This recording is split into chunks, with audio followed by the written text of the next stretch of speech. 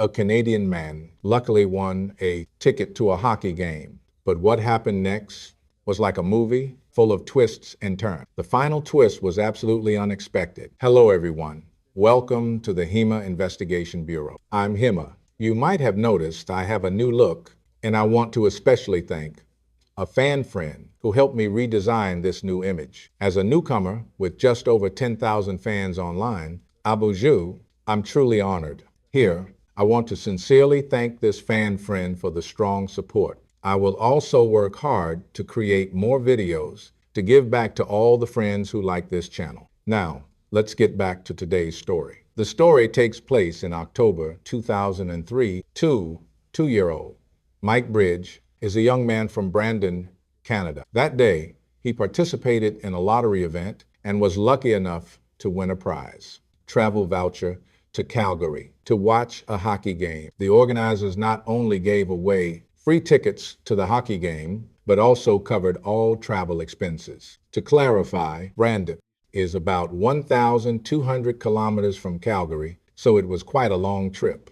Mike was, of course, very happy because that year had not been going well for him, as he had been struggling to find a job, which led to difficulties in his life, and his girlfriend broke up with him that year. So this win made him feel like he finally caught some good luck before the year ended. Mike happily set off on this trip. On the day of the hockey game, Mike arrived at the arena early and found his seat to sit down. Shortly after he sat down, a man with a mustache walked over to him and took the empty seat next to him. Before Mike could say a word, the man excitedly said to Mike, "Hey, buddy, did you know I won the ticket through the lottery?" Mike was very surprised and said he had also won the ticket through the lottery. This coincidence brought these two strangers quickly together. The man introduced himself as Brock, and during the game, they kept chatting, and the two got along as if they had known each other for a long time. Happy times always fly by,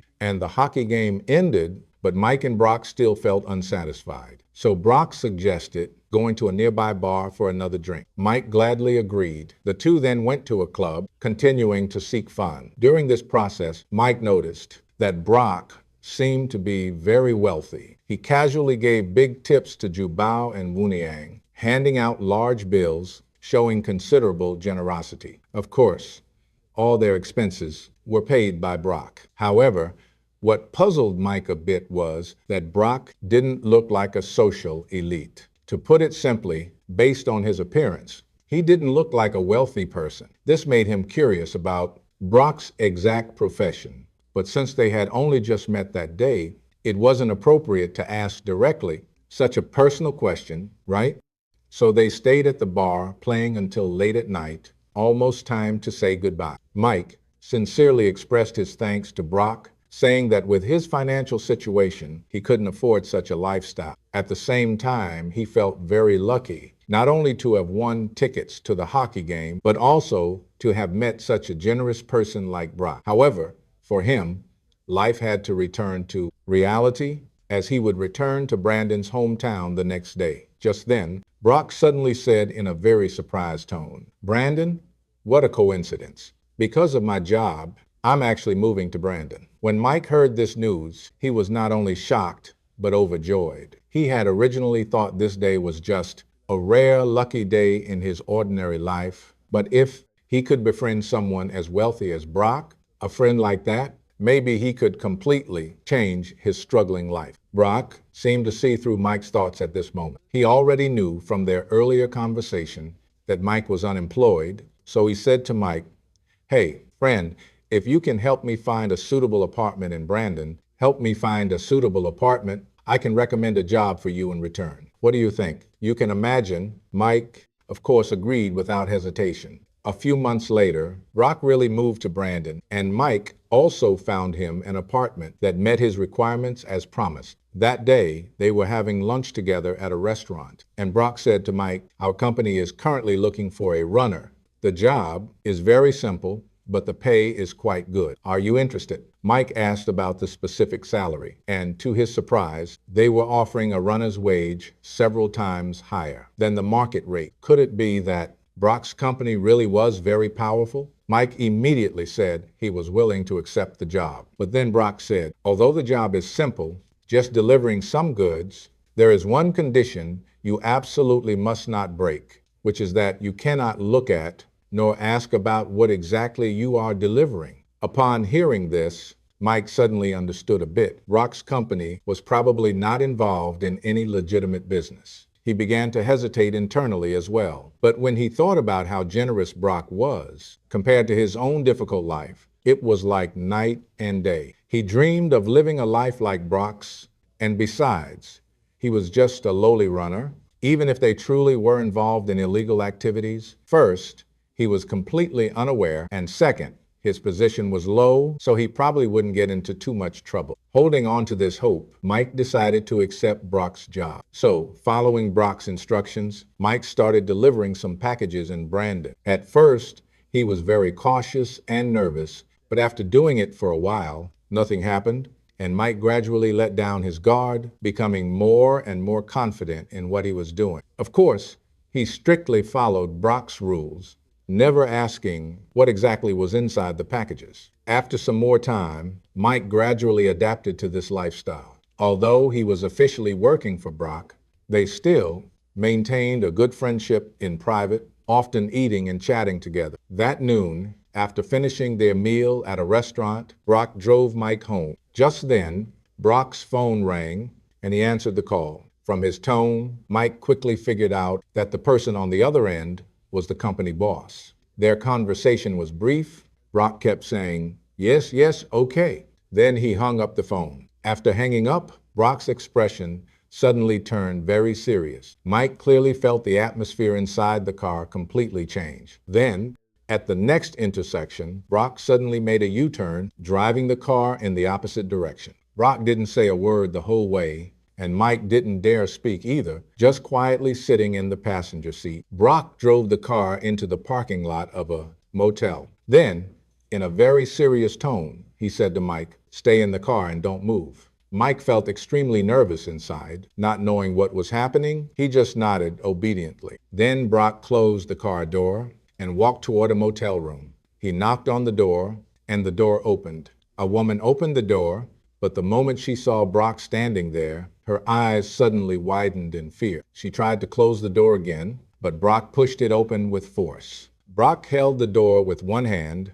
and with the other hand pushed the woman back inside. The woman was shoved to the ground. Brock then straddled her, his fists raining down on her like hail. Mike, witnessing this from inside the car, was stunned, too scared to even breathe, silently, praying that no one else would see this. Fortunately, it wasn't long before Brock stood up. From Mike's view inside the car, he could just see the woman's face, bloodied and motionless on the ground, not knowing whether she was dead or alive. Brock then closed the door, calmly walked back to the car, started the engine, and drove off. Brock still didn't say a word the whole way, and Mike was trembling in fear. Though Mike had already suspected Brock was up to no good, he never imagined it would involve violence and crime. Brock dropped Mike off at his doorstep, then finally spoke for the first time. If you tell anyone what happened today, you're dead.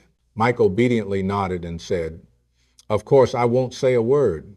A week passed, during which Brock didn't contact Mike again. Then one afternoon, Mike's phone rang. During that time, Brock never contacted Mike again. Then one afternoon, Mike's phone rang, and seeing the number, it was Brock calling. At that moment, he had the first thought of not wanting to answer, but he knew he had to pick up. Brock's tone on the other end was very calm, as if nothing had happened. He told Mike that there was a package to be delivered today and asked if he was still willing to continue working for the company. Mike's gut told him he should refuse and cut off all contact with Brock from now on. But at the same time, he realized he was already too deep in this, and if he wanted to turn back now, it probably wouldn't be so easy. And most importantly, he needed this job. He knew there was no place else where he could earn this much money. So Mike steeled himself and agreed again. Brock said, good, the boss really appreciates your silence. Then he hung up the phone. 2 more months passed. Arriving at February 2004, nothing unexpected happened during this time. Mike continued his daily routine of delivering packages and he still often had dinner with Brock. Of course, always paid for by Brock. One day, Brock invited Mike to meet at a restaurant again. When Mike arrived at the restaurant, he noticed Brock seemed a bit restless that day, clearly troubled by something. So Mike asked him what was wrong. Brock lowered his voice and said to Mike, "The boss is very satisfied with your performance these past few months. You've kept your promises, never looked inside the packages, and have kept quiet about the motel situation, all of which makes the boss very happy. Now, the company needs to promote some mid-level managers internally, and I think you have a good chance." Mike felt both nervous and excited when he heard this. First, he wondered, how did they know that I never looked inside the packages? There must be some special marks on the packages. Luckily, I never opened them. Otherwise, not only would I have lost my job, but my life might have been at risk. Secondly, once he takes a mid-level position, he might be able to earn about the same as Brock. Although his current income is already much better than before, he was gradually becoming unsatisfied with his current life and wanted to make more money. So he said to Brock, "Really? Then what do you think I should do to get a chance at promotion?" After thinking for a moment, Brock said, "You know, in our line of work, loyalty alone isn't enough. Sometimes we have to use some special methods to handle certain matters. If you can prove your ability to the boss, I believe you have a great chance of getting promoted." After hearing this, Mike fell into deep thought. He knew very clearly what special means Brock was referring to. He had already witnessed it at the motel. After working for a few months, he gradually became numb to danger and crime. So, after a brief moment of reflection, Mike finally spoke. "I understand. I'll prove my ability to the boss. Actually, there's one thing I haven't told you, and if you knew it, you wouldn't doubt my ability at all." Brock said, "Oh, really? What is it?" At this moment, Mike leaned close to Brock's ear and whispered softly, "Do you remember I told you I had a girlfriend before? I killed her." After hearing this, Brock looked at Mike in shock and said, "Really? If that's the case, I think it's fine. How about this? I'll discuss with the boss first, then arrange for you to meet him." A few days later, Brock told Mike that the boss was ready to meet him. The meeting place was a local upscale hotel. So that day, Mike arrived early at the hotel lobby, feeling very nervous inside. He knew this meeting was basically an interview, and if he passed, he might have a bright future from then on. If he failed, not only would everything be in vain, but his own life could be in danger. Until the appointed time passed, Brock arrived late. He led Mike into the hotel elevator, then to a room door, swiped the key card, and opened it. Mike took a deep breath and walked into the room. It was a rather luxurious guest room, no doubt expensive, but the room was empty. So Mike asked, "Where's the boss?" Brock smiled knowingly and said, "The boss never waits for anyone, only others wait for him." Mike thought to himself, "That's true." So he sat down with Brock in the room, waiting for the boss.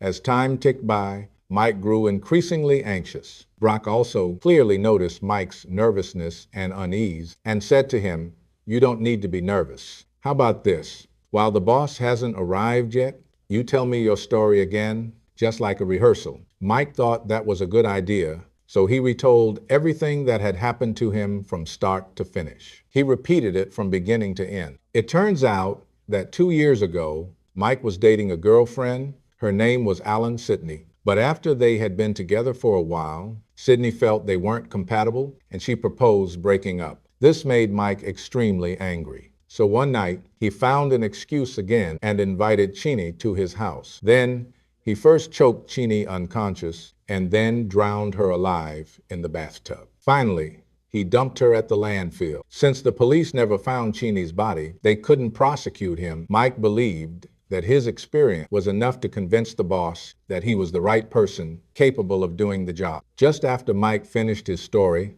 the doorbell rang. Brock said it seemed the boss had arrived, so he stood up and opened the door. But when Mike saw who was standing at the door, he suddenly realized that he had made an unforgivable mistake. Seeing this, surely the smart viewers have already figured out that all of Mike's experiences these past few months had been a carefully arranged trap. From the moment he won the prize, he had been gradually falling into this trap, and the one who planned it all was the Canadian police. Because in the case of Alan Cheney, they couldn't find the body, so they couldn't prosecute Mike. They carefully orchestrated this textbook-level sting operation. It was a textbook-level sting operation. Brock's real identity was actually an undercover agent with the Royal Canadian Mounted Police. He exploited Mike's greed, step by step, leading him into the trap. The packages Mike delivered daily were actually just ordinary flour. And the woman at the motel was also an actress. The bloodstains Mike saw were all fake, made with professional special effects. After months of preparation, the police believed the time was right, so they arranged the final act. They installed pinhole cameras and surveillance cameras in the hotel room in advance, allowing Mike to confess his crimes in front of the camera. Until the moment Brock opened the door and the two officers rushed in to restrain him. When they burst into the room and restrained him, Mike finally came to his senses. But unfortunately, it was too late. In the end, under Mike's direction, the police successfully found Cheney's body and gave her a proper burial. In the end, Mike was convicted of intentional homicide and sentenced to life imprisonment. All right, that's today's story. If you enjoyed it, please subscribe, like, and share. Your support is my greatest motivation to create. Let's meet again in the next video.